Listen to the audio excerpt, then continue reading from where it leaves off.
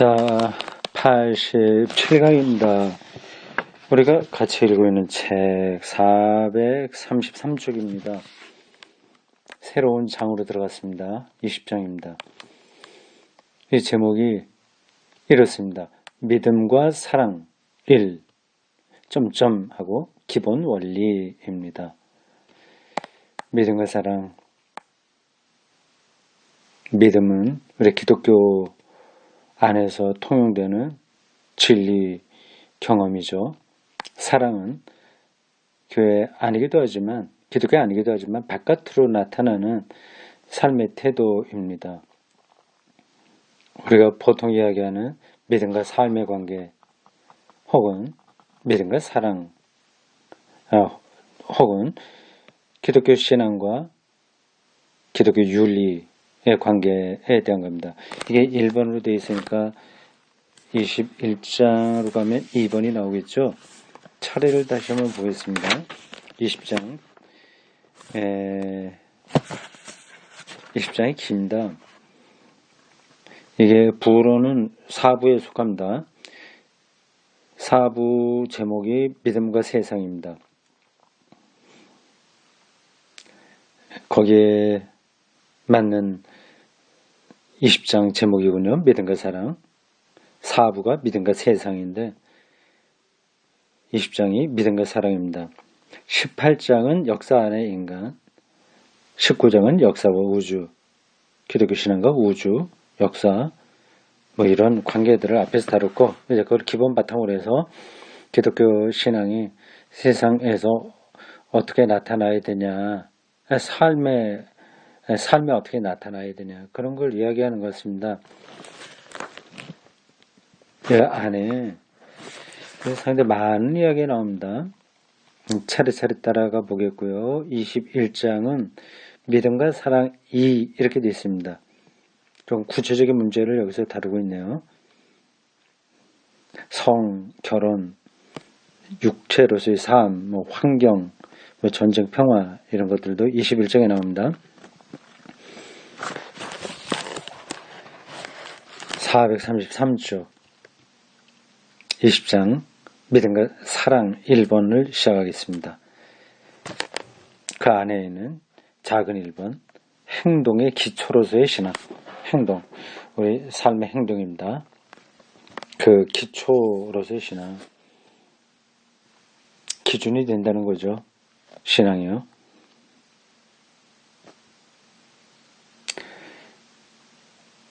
마틴 루터의 설교에서 한 부분을 인용했습니다. 그의 책, 이게 1523년에 행한 마틴 루터의 한 설교에서 인용한 겁니다. 그의 전집 12권 559쪽입니다.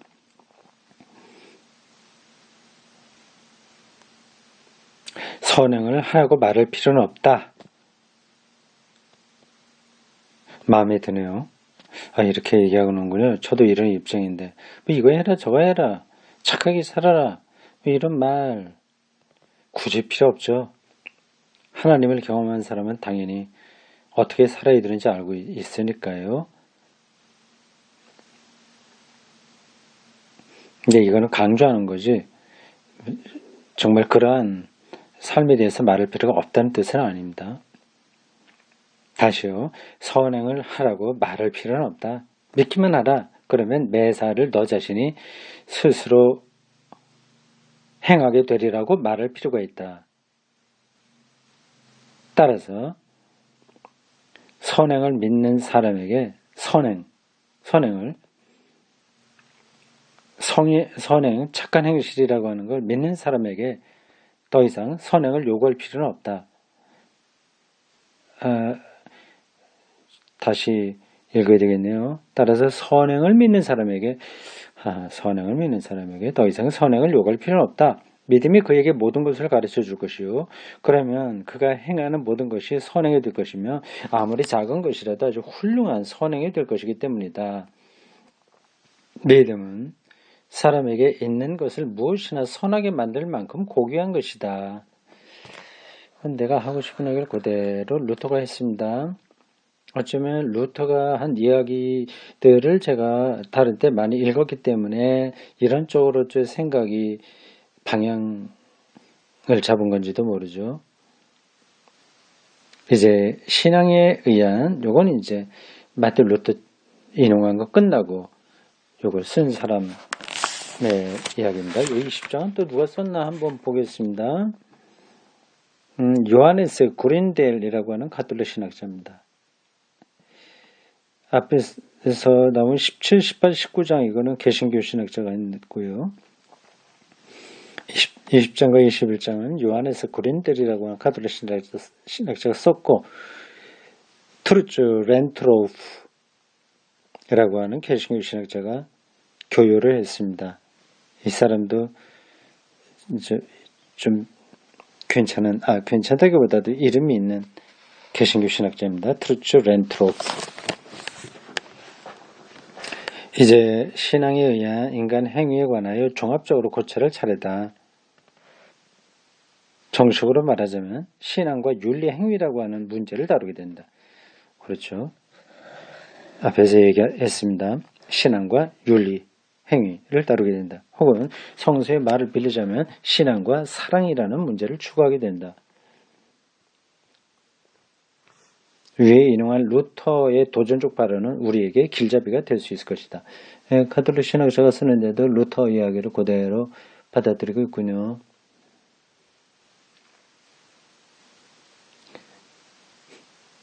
또 소제목 작은 그 키워드가 나옵니다. 키워드는 영어로 표현하고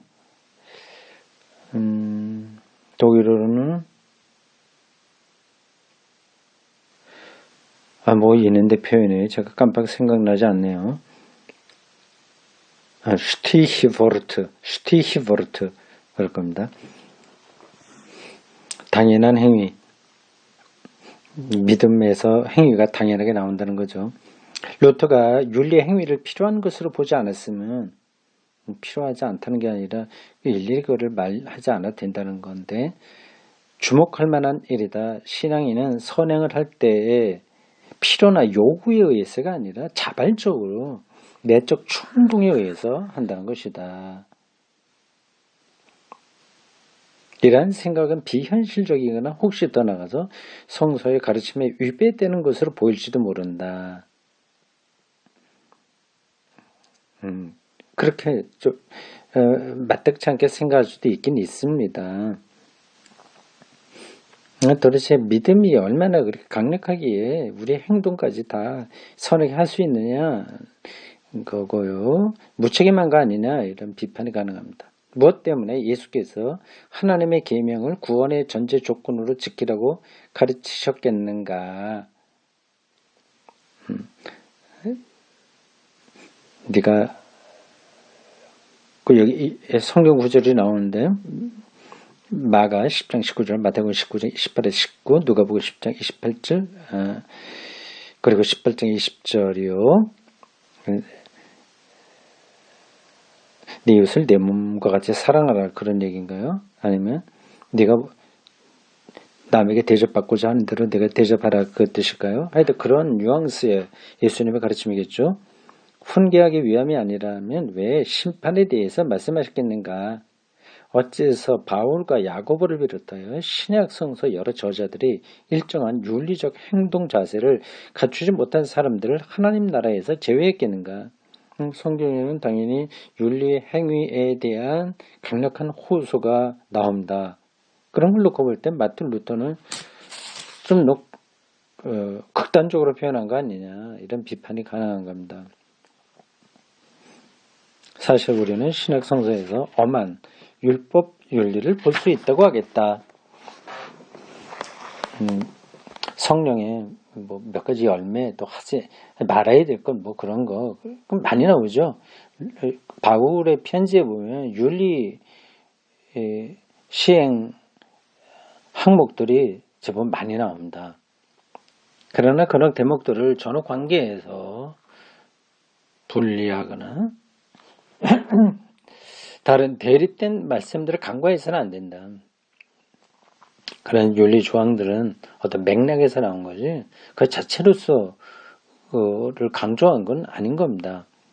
계명을 강화하고 하나님의 심판에 관하여 말씀하신 바로 그 예수께서 영원한 생명은 공로와 동등한 가치의 보답이 아님을 밝히시는 것이다.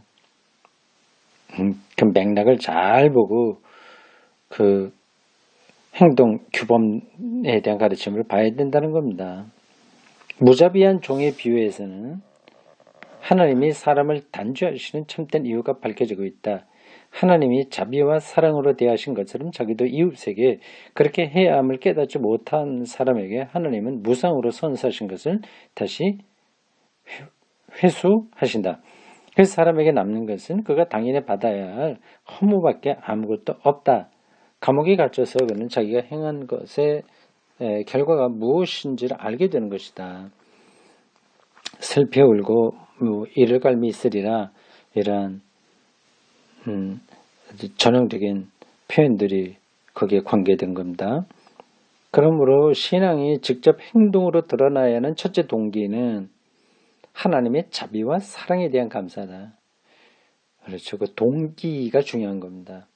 동기, 그 인간에게 선한 행위의 능력이 있어서가 아니라 그 자체에 대한 높은 평가가 아니라 하나님의 자비와 사랑에 대한 감사에서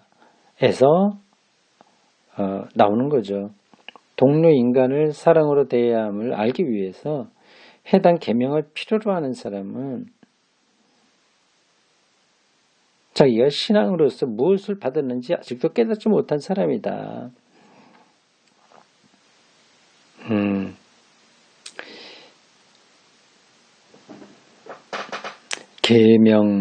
계명에 따라서 이게 율법이죠. 이렇게 하는 사람은 아직 신앙적으로 하나님과의 관계가 바르게 서지 못했다는 겁니다. 이 말의 내적 의미는 좀 더 심각하다.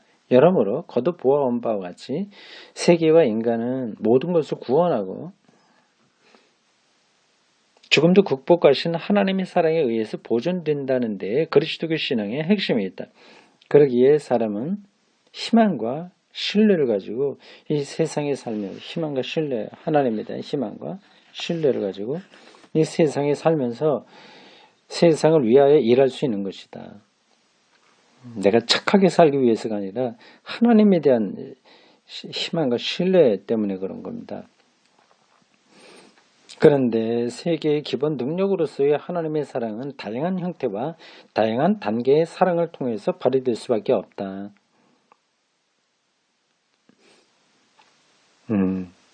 그렇죠.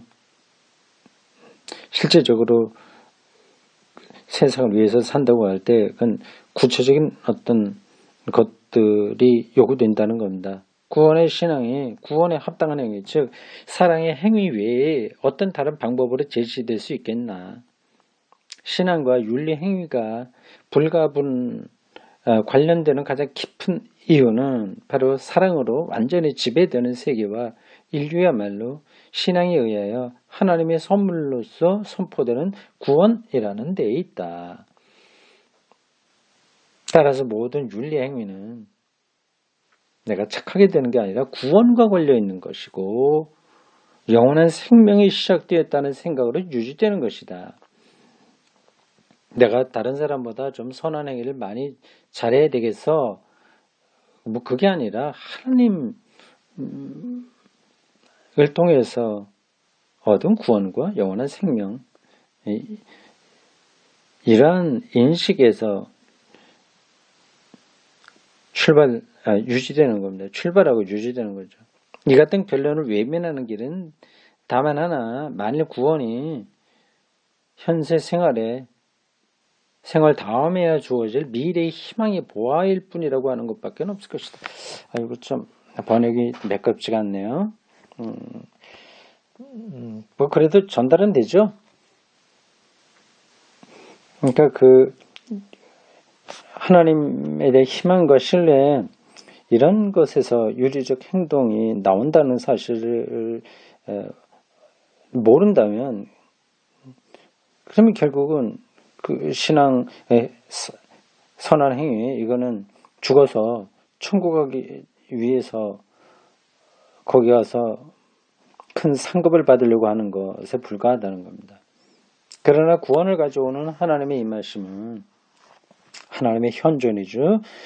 이 임하심 비록 그것이 감추어진 진실이긴 하나 현존하는 것이라고 예수께서 선포하신 다음부터, 그건 죽은 다음에 주어질 것이 아니라 이미 여기 온 거죠. 하나님 나라가 왔다. 하나님의 현존이다.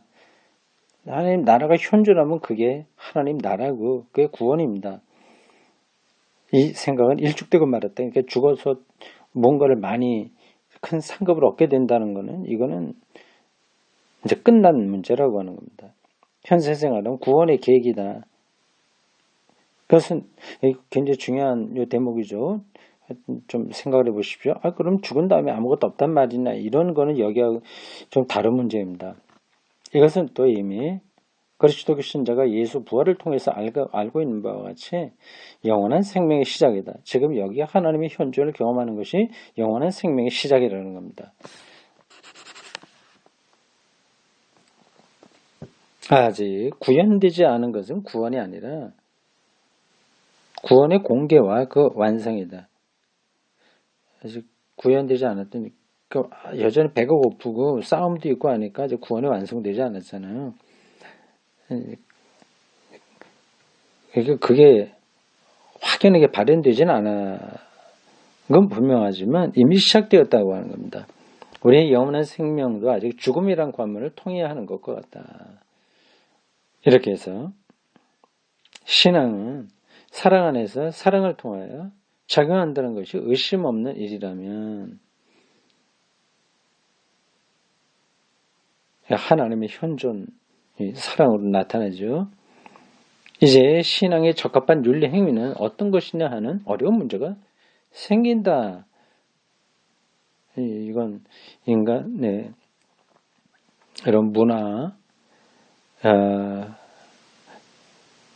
하고 직접 연관된 문제라서 좀 복잡한 겁니다. 인간 역사에서는 그 문화에서 여러 가지 그 윤리적 가치들이 다 다르지 않습니까? 완전히 다 다른 건 아닌데 똑같지는 않은 거죠. 이제 이 문제를 원칙에 따라서 그리고 구조적 신뢰를 들어가면서 생각해 보기를 하자.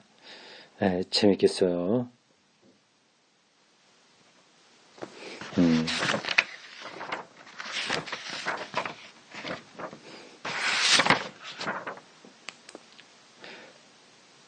성서와 그리스도교 윤리, 이런 키워드가 나왔습니다. 신앙이 윤리의 행위의 기본이라면 성서가 그리스도교 신자의 윤리적 결단과 행위를 위하여 특별한 의미가 있다고 보는 것은 당연하다. 성서에는 신앙의 메시지가 원형 그대로 있다. 그뿐 아니라 성서는 기본적인 윤리적 결론도 가르쳐주고 있다. 많이 나오죠. 그러나 그리스도교 신자가 어떻게 결단을 내리고 어떻게 행동해야 하는지를 알기 위해서는 성서만 들여다보면 다 된다는 말은 아니다. 그 당시에 문화가 있으니 로마 헬라 문명권에서 나온 윤리 규범들이니 그것만 갖고 오늘에 그대로 적용시키기는 힘든 겁니다. 예를 들자면 시장에서 고기를 사 먹냐 안 먹냐, 또 결혼하냐 안 하냐, 뭐 이런 것들이요. 바울은 좀 더 독특한 윤리관을 세웠습니다. 가능하면 자기처럼 결혼하지 말고 사는 게 좋으나 정욕에 불탈 거라면 결혼하는 게 낫다, 이런 식으로 말을 했는데 그 당시에 아주 특별한 어떤 상황에서 그런 얘기를 한 거라서 그걸 오늘 그대로 적용시키기는 힘듭니다. 그런 것들이 한두 가지가 아니죠.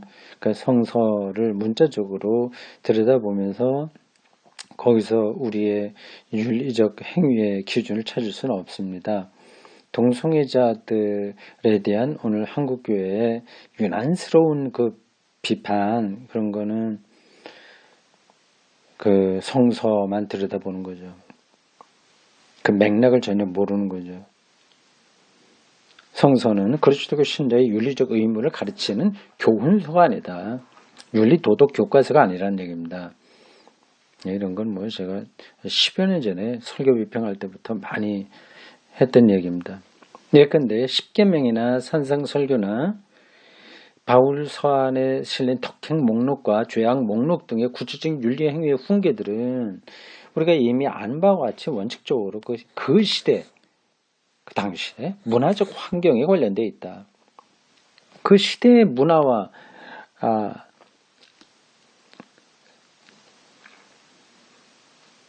역사, 그런데 관련돼 있는 거죠. 그런 거 없이 공중에 떠 있는 건 없습니다.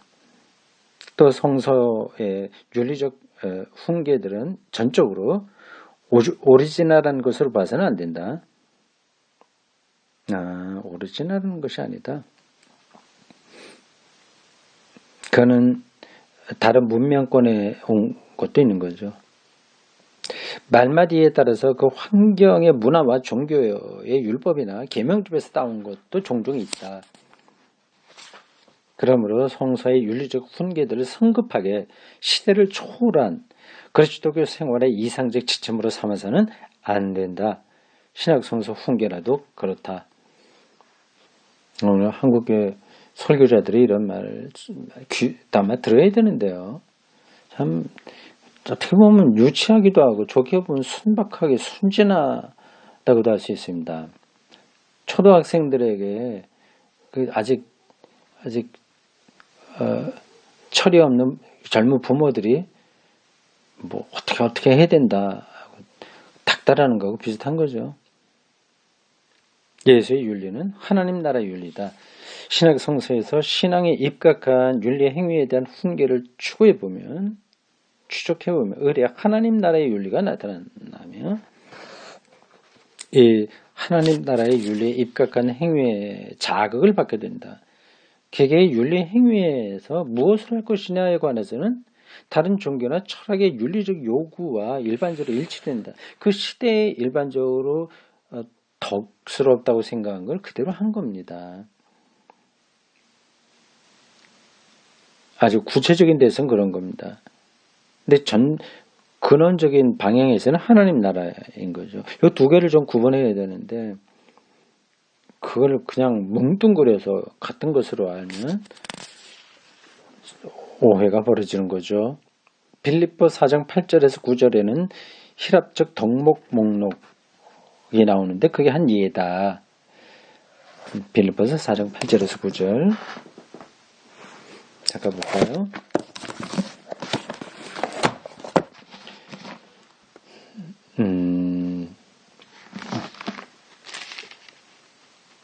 사장 8절 빌립보서 4장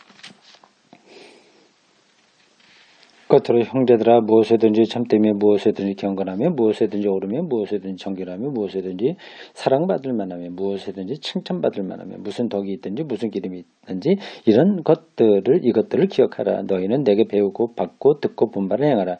그리하면 평강의 하나님이 너희와 함께 계시리라. 이건 헬라의 선생들이 많이 할 만한 그런 이야기입니다. 여기 그런 가치들이 나온 거죠. 그리스도교 신자는 다른 사람들과 구별짓는 것은 행동이 아니라 행동은 그 시대와 비슷하게 한 거고 행동의 의미 관련성이다. 그리스도교 신자가 이웃에게 친절한 것은 하나님 나라가 그들 안에 임했기 때문이다. 그런데 하나님은 초지일관하여 사랑하시지만 신앙인은 일단 진정으로 받아들인 신앙을 무자비로서 잃어버리는 수도 있다. 성서는 이러한 의미 관련성을 그리스도교 신자들의 기억의 기초로 놓아준다는 의미에서 윤리 행위의 기초라고 할 수 있다. 이로써 우리는 이미 그리스도교 생활의 가장 중대한 윤리 규범을 말한 셈입니다. 그렇죠. 하나님 나라의 윤리입니다. 그것과 그 시대의 덕이고 가치 있는 것들과의 연관성을 기독교인들이 붙드는 거죠. 그러니까 오늘 구체적인 윤리의 행동은 오늘 우리가 찾아내야 됩니다. 하나님 나라는 기본으로 놓여 있고요. 그 다음 키워드 하나님 사랑과 이웃사랑. 하나님과 이웃에 대한 사랑이라는 이중 계명은 신앙인에게 최고의 윤리 지표다. 마태복음 22장 40절. 모든 율법과 예언서는 바로 이 두 계명으로 요약할 수 있다. 그러나 여기에도 이 두 계명을 그리스도교 신앙에 국한하여 적용시키는 것은 삼가야 된다. 다만 이 두 계명을 하나로 묶었다는 것, 이 두 계명이 구약의 율법 중심적 믿음을 비판하는 역할을 한다는 것이 예수께 있어서는 그리스도교 신앙에 있어서는 전형적인 성격으로 부각된다. 구약은 이제 자기 유대 민족에게만 사랑을 베풀어야 되니까 그걸 비판하려고 하는 거지 이 두 개가 무조건 딱 묶여 있다고 하는 건 아닙니다. 그러므로 다음과 같이 말할 수 있을 것이다. 구약의 수많은 율법 조항들과 예수 시대의 율법 학자들의 복잡다단한 해설에 비하면 신학에서는 모든 윤리적 행동이 근본적으로 간소화되었다. 그러니까 그리스도교 신자는 오직 하나님과 이웃을 사랑하기만 하며 하나님의 법이 요구하는 모든 것을 이행하는 것이 된다. 일일이 아주 디테일한 그런 행동 규범에서는 자유로운 겁니다. 그런데 사랑이라는 말은 우선 잡다한 내용을 가진 실수가 없는 표현이 될 수도 있다. 얼마나 자주 이 말을 신학 성서가 이해하는 사람과는 아무 상관없는 일들과 행동 양식을 표현하고 있는가. 그렇죠. 그러나 구약 성서 구절들은 특히 예수의 태도에서 사랑의 본질을 의심의 여지 없이 말해주고 있다. 마태는 이른바 황금률에서 선생소원에 나오는 그거요. 마태복음 7장 12절입니다. 사랑의 계명이 무엇을 요구하는지를 이렇게 표현한다. 너희가 남에게 바라는 그대로 너희도 남에게 행하라. 이것이 율법과 예언서의 정신이다. 누가는 더 근본적으로 사랑의 계명의 의미를 바로 예수의 십자가에서 보고 있다. 예수께서 사람들에게 이렇게 말씀하셨다. 나를 따르려는 사람은 누구든지 자기 자신을 버리고 매일 자기 십자가를 지고 따라와야 한다. 자기 목숨을 살리려는 사람은 잃을 것이요 나 때문에 자기 목숨을 잃는 자는 살 것이다. 이게 참 아주 생생한 그런 말씀이에요. 뭐 상투적으로 읽는 사람들은 그 생생한 느낌을 얻지 못할 겁니다. 자기를 버린다? 이게 어떤 건지 잘 알아야죠.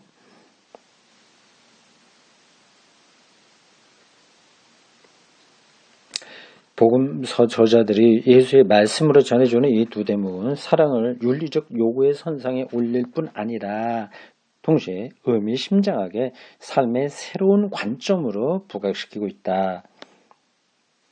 자기 목숨을 잃음이라는 주님의 말씀은 인간 생명 충족의 원칙을 제시하고 있다. 이 원칙은 근자의 심리학이나 철학적 인간학도 긍정하지 않을 수 없게 되었다. 뭘까요? 누구나 자기의 행복이나 만족에만 몰두해서는 자기가 원하는 인격도야나 완성에 도달하지 못한다. 그렇죠. 또 관계 속에서 주어지겠죠. 나라는 굴레를 벗어나 너라는 이웃에게 그리고 우리라는 공동체에 나 자신을 개방할 때 개방성 비로소 자기 생명이 완성이 될 수 있는 것이다.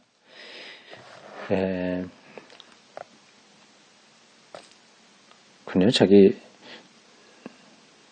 십자가를 지고 자기 버린다. 그게 개방성을 얘기하는 겁니다. 자기 개방성.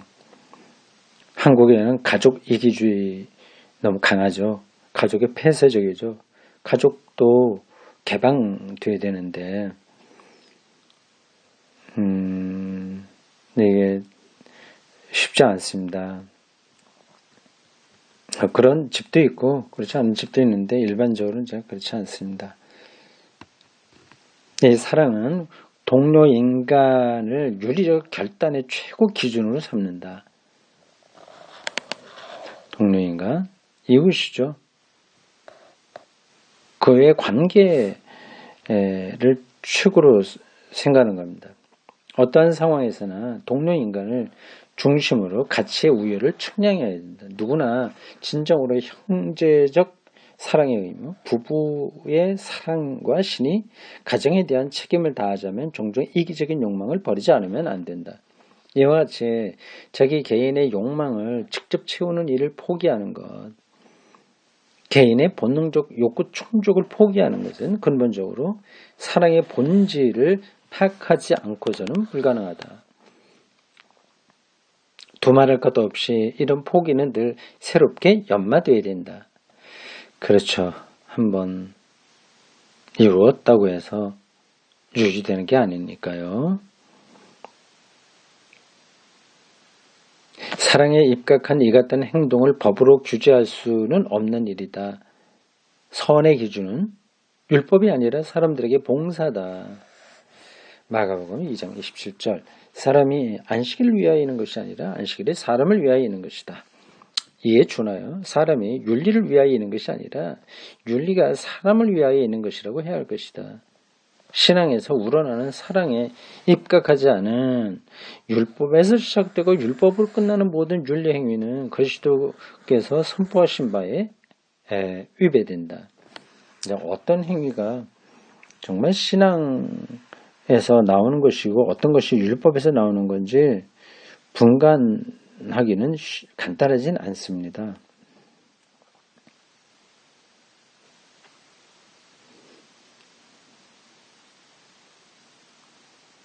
그리스도교적 사랑의 단순성은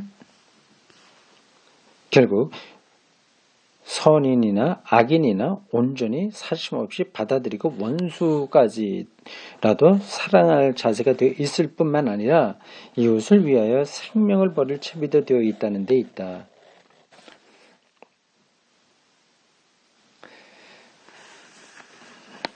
이런 거는 문자적으로 받아들이기는 어렵습니다. 이웃을 위하여 생명을 버릴 채비, 생명을 버린다. 방향이 그렇다고 하는 거겠죠. 실제로 그렇게는 살지 못하죠.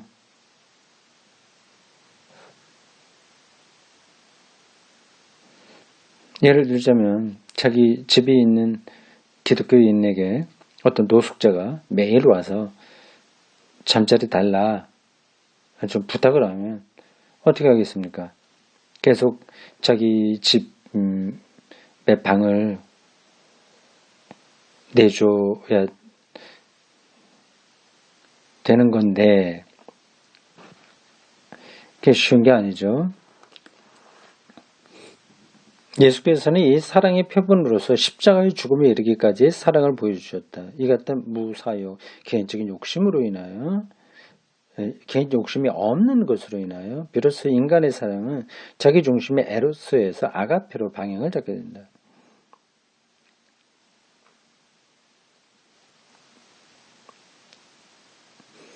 방향을 잡게 될 수는 있습니다. 그러나 그게 실현되기는 특별한 몇몇 경우 빼고는 불가능합니다. 에로스와 아가페가 완전히 또 이원론적으로 구분되는 것도 아니고요. 다 생명 지향성이라는 점에서 약간 색깔을 달리할 뿐이지 같은 걸 말하고 있습니다. 이 대목은 좀 설명이 더 필요한데 이 저자가 그냥 쉽게 쓰고 있네요. 근데 뭘 얘기하려고 하는지는 알겠습니다. 사랑의 이 기본 요구는 원칙적으로 비신자에게도 이해 가능한 것이다. 그러나 신앙은 사람으로 하여금 특별히 이 관점에 눈을 뜨게 한다. 왜냐하면 신앙이 신앙으로 견주된다면 어떤 방법으로든지 이 관점에서 벗어날 수가 없는 이유다. 때문이다. 이웃에 대한 사심 없는 사랑으로 하나님께 대한 사랑을 실현한다는 것. 따라서 하나님 사랑과 이웃 사랑이 하나가 된다는 것은 그리스도교 신자가 어떤 철학에서 배우는 것이 아니라 오로지 신앙의 메시지에서 배우는 것이다. 자, 여기까지인데요. 신앙이 바로 윤리적 행위의 근거라고 하는 것을 말한다.